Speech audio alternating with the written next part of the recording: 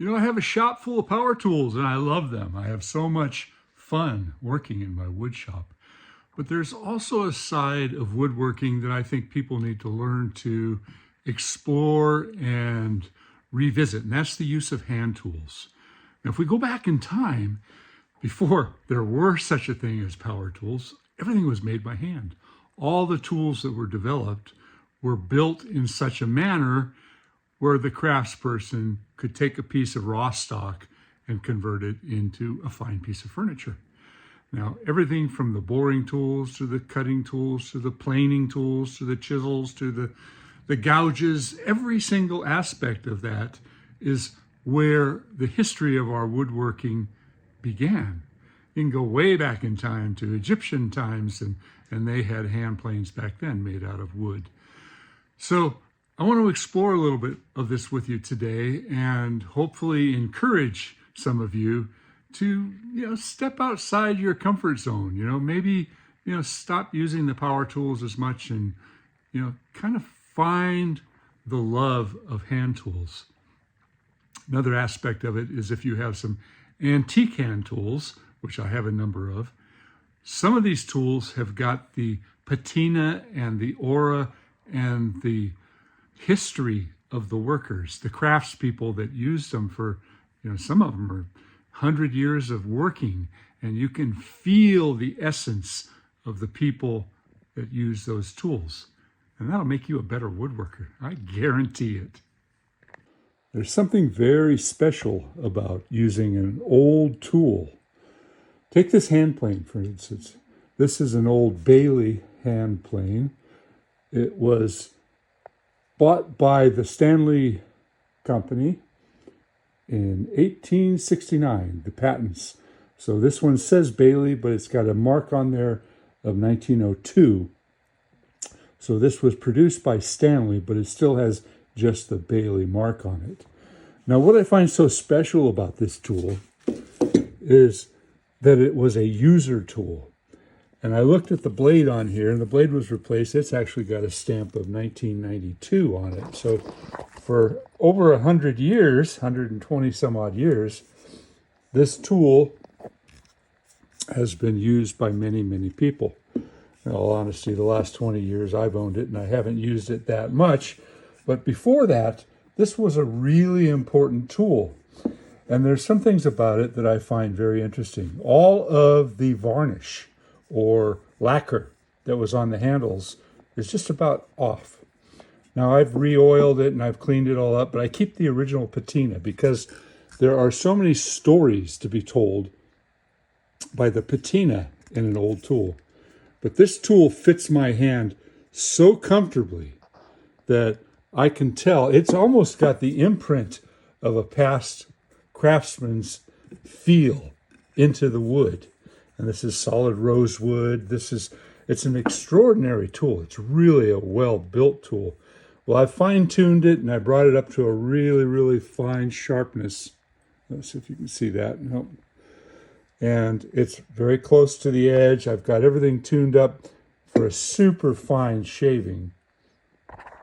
And when I use an old tool like this, I can actually feel the essence of past woodworkers. You don't believe me? You got to try it yourself. You've got to take an old, really well-used tool and work with it for a while.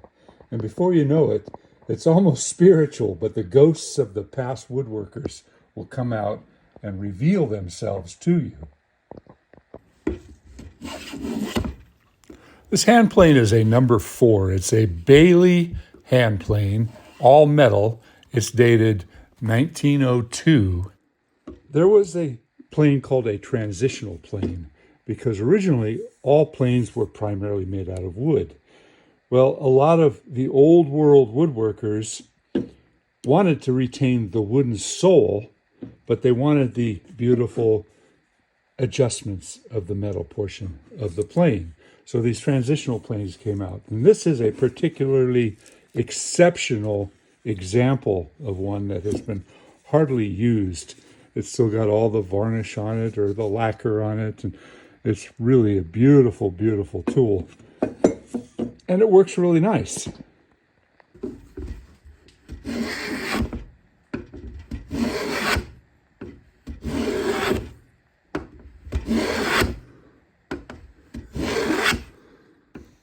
I love the feel of a finely tuned hand plane, and the cuts that it makes just feel so crisp and fresh. Now, this is also a jack plane, unlike the previous transitional plane, which was a little bit longer. That was more of a jointer plane. I don't have a good quality transitional plane that's shorter. But this was the long time used tool that was referred to as a jack plane. And the jack plane was a little bit shorter and a little bit more convenient, and it had a sole that you could flatten. But as you flattened it, the mouth would get wider and wider. As you can see, I've sharpened up this blade. It's really good, but the mouth is a little bit too wide. So what really needs to be done is this mouth needs to have an insert put into it, a wooden insert, and the edge recut so that there's just a tiny little gap between the sharp edge of the blade and the bottom of the sole. So because it's got such a wide gap, it cuts, but it doesn't cut as well as it could. Over the years, I've heard the number 5 referred to as the jack plane, but I've also heard people call this one a jack plane, sort of the jack of all trades. Still working, but it doesn't give you nice, smooth shavings. And this blade is really sharp. Now, going back in time, all woodworkers had a collection of wooden hand planes. These are hollows and rounds, but you also had the flats, and some of them actually had a bit of a different profile. This is more of a Cooper's plane right here, working on barrels. There's a real short, that's like a number 2. That's a rabbit plane, or in England, as they say, rebate. This one is, that's an interesting one. This has an adjustable fence on it.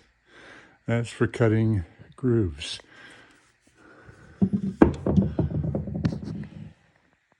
I've shown this tool a lot in the past. This is probably my favorite tool because everything about it is ancient. This dates back to the late 1700s. I know the history of this tool. I was told by the woman who gave it to me that it was her great-grandfather's tool, and she had no one in her family that was interested in woodworking, so she just gave it to me. And when I work with this spoke shave, I can feel not only the original craftsperson, but who he handed it down to multiple times throughout history. I work with this for about 5 or 10 minutes, and my head just goes back in time. I just love this. Now, I've shown this tool chest before, and as you know, hand tools are a passion to me. Working with tools without power, without electricity, is so satisfying for me. Sure, it takes longer, sure, it's slower, but the precision involved in using these tools really fine-tunes your abilities. So it's one thing to have nothing but power tools, but it's another thing to mix it up and maybe use power tools and hand tools together. But there's nothing like using just hand tools to build a project. So I hope you find the time to acquire some hand tools for woodworking, but really use them.